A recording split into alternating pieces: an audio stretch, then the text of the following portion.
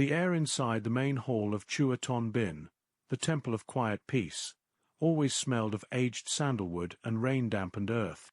It was a humble place, nestled where the sprawling rice paddies met the foothills outside the city, far enough away from the neon clamor to hear the rhythmic scrape of monk Min Wen's broom. Min was not the typical monk.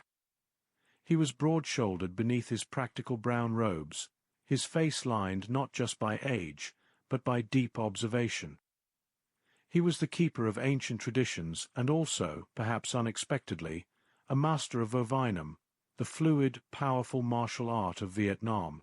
3 times a week, the main hall, usually reserved for meditation cushions, transformed into a Vo Duong, a training space.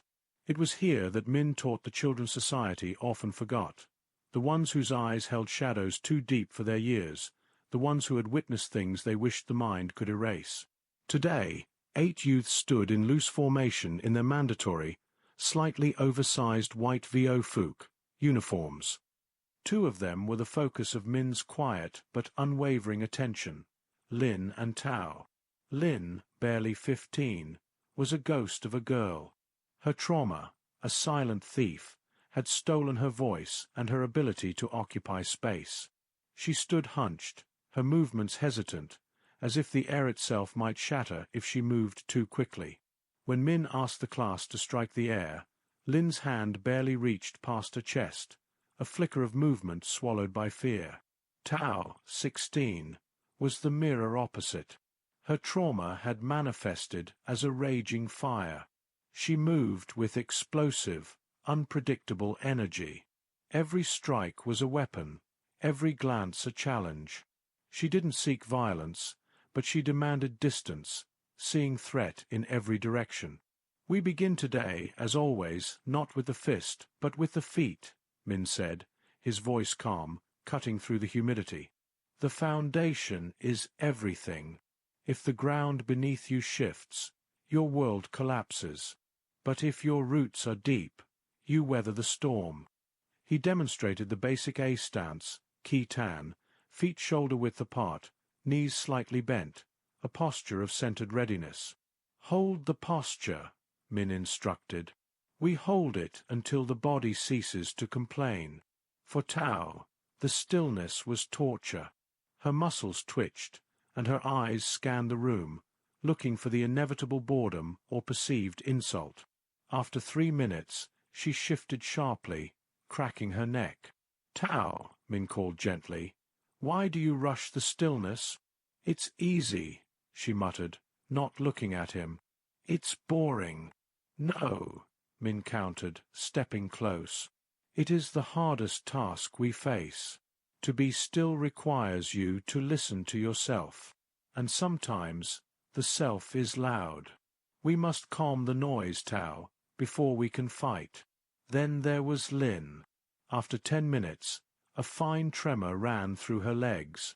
She wasn't shifting out of boredom or impatience, but out of sheer exertion and fear. She feared standing out, yet the burning in her muscles was forcing her to wobble. She closed her eyes, trying to disappear. Min knelt beside her. "Lin, look at the floor. Feel your heels pressing down. Imagine your feet are like the roots of a bamboo stalk. They bend, but they do not break." Lin opened her eyes, finding the floor tile. She forced a tiny exhale. The shaking subsided just enough for her to hold the pose for another minute. It was a victory measured in seconds, but Min offered a small, appreciative nod that made Lin's chest feel a little less tight. The training evolved quickly from passive stances to active movement, focusing on the core philosophy of Vovinam, self-defense and liberation. Min never spoke directly about their pasts. He used the language of the Vo Duong to describe their interior landscapes. "Look at the block, Gat Du," Min demonstrated, showing how a defender could redirect a blow with minimal effort. "The block is not about vengeance.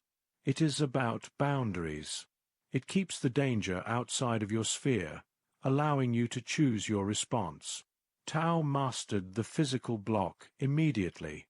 Her movements were sharp, efficient, but when a smaller boy accidentally brushed her arm during a drill, she recoiled violently, shoving him away before checking herself.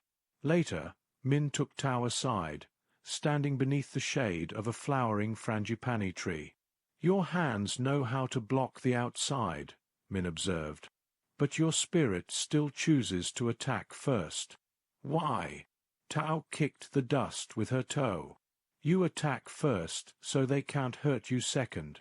"That is fear masking itself as strategy," Min corrected softly. "True strength is the choice not to strike when you have the power to do so. Your power, Tao, is a wild dragon. We must teach it to fly you home, not burn the village down." He assigned Tao a new task, practicing the simplest movements, but with intentionally slow speed. She had to move so slowly that she could monitor the exact moment her anger flared. It was agonizingly frustrating, but for the first time, Tao was forced to face her internal rush. Lin, meanwhile, struggled with the most critical lesson for healing trauma, the art of falling. In Vovinam, students learned the Te Na, the breakfall, designed to distribute the force of impact across the body, preventing injury.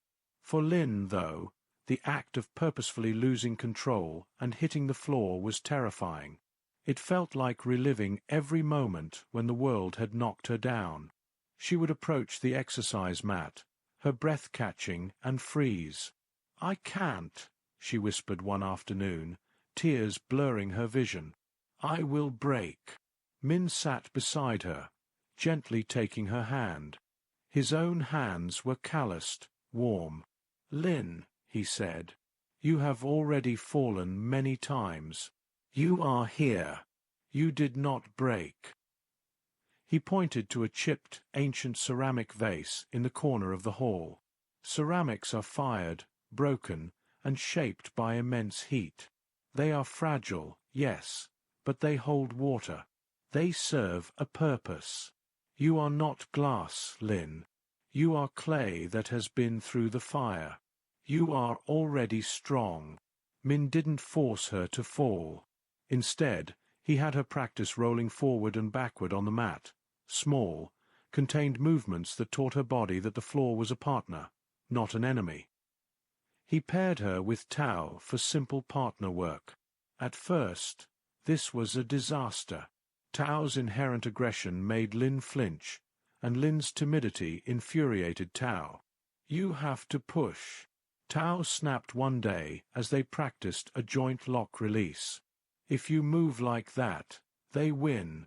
Lin's bottom lip trembled. "I'm trying." "Trying isn't enough." Min intervened immediately. "Tao, if you are a stone wall, she will break herself trying to push you. Be water. Guide her." Min reframed the exercise. "Tao, your job is not to win the lock. Your job is to make Lin feel safe enough to trust her own strength. Lin, your job is to find the small, quiet escape route. The one your fear is hiding." The shift was subtle but powerful. Tao had to soften her force, focusing less on crushing strength and more on precise alignment. Lin had to stop waiting for permission and lean into the movement when she saw the opening. Slowly, painfully, they began to rely on each other. When Lin finally executed a defensive pin successfully, she looked up, surprised at the surge of power. Tao, instead of sneering, offered a grudging, proud smirk. Weeks passed into months. The humid air of the Vioden became thick with the sounds of effort, the sharp kiai, shouts, of exertion, the slap of bare feet on the wooden floor, and the steady, calming beat of Min's supervision. Lin had begun to find her space. She still didn't speak much, but her stance was anchored. When she practiced her forms, Gwyn, her movements were deliberate and graceful, revealing a hidden reservoir of focus. The martial arts offered her a controlled landscape where mistakes were just data points, not disasters. For the first time, her body felt like her own protective sanctuary, not a cage of fear. Tao had learned the art of the pause. During sparring, she still moved like lightning, but now she could hold her attack for a breath, choosing the precise moment for impact rather than rushing in blindly. She was learning that controlled power was exponentially more frightening than uncontrolled rage. The dragon was still fierce, but now it was loyal. The temple was preparing for the annual Mid-Autumn Festival, an event that drew the whole community. Min decided the children would perform a demonstration of their vovinum skills. He chose Lin and Tao to perform a complex, two-person dynamic form that emphasized synchronized movement and mutual dependency, a beautiful, flowing dance of attack and defense. This form requires perfect trust, Min told them. You must trust that your partner will be where they are supposed to be, and that they will meet your energy without hurting you. The preparation for the demonstration was fraught. One evening, deep into practice, Lin missed a cue. Tao, moving at high speed, almost accidentally struck Lin's head. Tao stopped dead, her chest heaving. "See, I told you. I can't do this softly. I'm going to ruin it. I'm going to hurt someone again." Tao dropped into a defeated crouch, the ghosts of her past overwhelming her newfound control. Lin, instead of flinching away, did something she hadn't done since she arrived at the temple. She reached out. "No," Lin said, her voice small but steady. "It wasn't your fault. I hesitated. My mind stalled thinking about the past. But you stopped. You saw the danger, and you stopped. You protected me." Tao looked up, startled.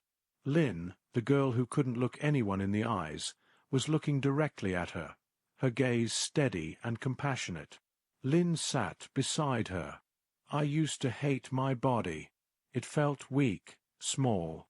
It felt like it always let me down. Now, when I practice, I am in control of my weight, my balance. You taught me how to push, Tao. Now let me teach you how to forgive the mistake." They spent the next hour breaking down the sequence, moving at half speed, guiding each other through the rotations. Tao used her strength to support Lin's balance during a difficult spin. Lin used her newfound confidence in her low stance to anchor Tao's high kick counter. The night of the festival arrived. Lanterns glowed across the temple courtyard, casting soft yellow light on the assembled villagers. The air hummed with music and the scent of sweet rice cakes and incense. Min's martial arts group stood on the raised platform. When it was Lin and Tao's turn, a hush fell over the audience. They stepped forward. The music started, a mix of traditional Vietnamese strings and drums. Tao initiated the attack. Fluid, fast, powerful. Her movements were sharp, but there was no aggression in them, only precision. She was testing the perimeter, showing her strength. Lin moved like a shadow, absorbing Tao's force. She didn't shrink. She yielded just enough to redirect. When Tao launched a sweeping kick, Lin executed a perfect, controlled breakfall, rolling safely to the side before springing back up instantly, stable and grounded. They moved together through a series of interlocking maneuvers, blocks, throws, and joint locks that ended not in pain, but in mutual poise. The movements were a conversation between two people who understood vulnerability and resilience better than most adults. Lin executed a final, quick counter, placing her hand gently on Tao's shoulder in a controlled submission hold. It was a momentary victory, a show of Lin's quiet strength. Then, Tao returned the gesture, releasing the hold and completing the form with a synchronized bow of respect. They stood together, their chests rising and falling rapidly. They weren't just two girls who had performed a drill. They were two souls who had fought their way back from silence and fury, who had anchored their unsteady lives in the disciplined rhythm of their bodies. A wave of applause erupted, not just polite clapping, but a roaring appreciation for the visible transformation. As they walked off the platform, Min met them with a smile that reached his eyes. "You didn't just perform the form," he murmured to them. "You lived the philosophy." Tao, sweating slightly, looked at Lin, and for the first time her smirk wasn't defensive. It was truly happy. "I didn't rush," Tao whispered, a revelation in her tone. "I trusted the pace." Lin nodded, finding her voice surprisingly clear. "I fell," she said, "and I protected myself. I got back up." Min watched them, his heart swelling with the quiet peace of the temple. He knew that the white uniforms, the Vo Fook, were just cloth. The true shield they had built was invisible, constructed of discipline, forgiveness, and the realization that the strongest defense is not the ability to hit hard, but the unwavering certainty that, no matter how many times you are knocked down, you always know how to stand again. The trauma remained a part of their story, stored deep within the body's memory. But now, thanks to the quiet movements taught by a gentle monk, that memory had been given a new response: control, resilience, hope.